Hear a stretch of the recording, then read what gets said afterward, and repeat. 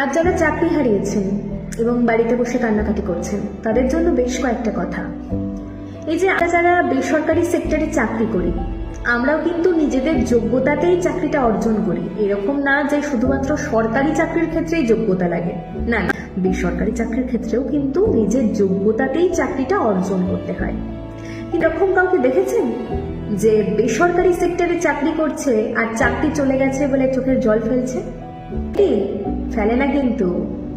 এরকমটা কিন্তু নয় যে তাদের মাথার ওপরে পরিবারের দায়িত্ব নেই, তাদের ঘাড়ে লোনের বোঝা রয়েছে। রয়েছে, তাদের ঘাড়েও লোনের বোঝাও রয়েছে আর পরিবারের দায়িত্বও রয়েছে। এরকম তো অনেক সময় হয়, চাকরি চলে গেছে এই কথাটা বাড়ির লোককেও জানাতে পারেনি। কেন? কারণ পরের দিন আবার ঠিক তারা চাকরি খোঁজার জন্য বেরিয়ে পড়েছে। ভাই, এটাই তো জীবন আমাদের, কিছু করার নেই। এই যে আজ যারা বাড়িতে বসে বসে কান্নাকাটি করছেন, কান্নাকাটি করে কোনো লাভ আছে?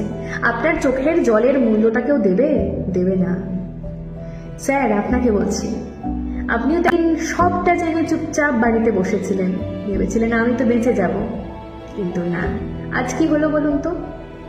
আর যোগ্য অযোগ্যদের মধ্যে কোনো ফারাকটি আর রইল না, সবাই কিন্তু সেই একই জায়গায় গিয়ে পড়ল।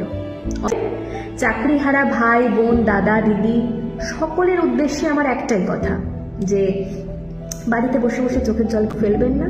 কারণ আপনার চোখের জলের মূল্য, চোখের জলের দাম কেউ দেবে না। একটা সঠিক রাস্তা বের করার চেষ্টা করুন, একটা সঠিকতা খুঁজুন, এবং যারা চাকরি বিক্রির পান্ডা রয়েছে তাদেরকে খুঁজে বের করুন এবং শাস্তি দেওয়ার ব্যবস্থা করুন। দরকার পড়লে রাস্তায় নেমে আন্দোলন করুন, কিন্তু হঠকারী সিদ্ধান্ত কেউ নেবেন না। কারণ সময়টা অনেক কঠিন, এই সময়টা একদিন ঠিক হয়ে যাবে। এই সময়টা নিজেদের মাথা ঠান্ডা রাখুন, সঠিক পথ একদিন ঠিক খুঁজে পাবেন।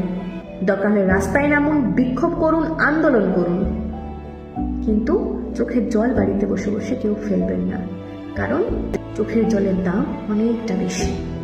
ধন্যবাদ।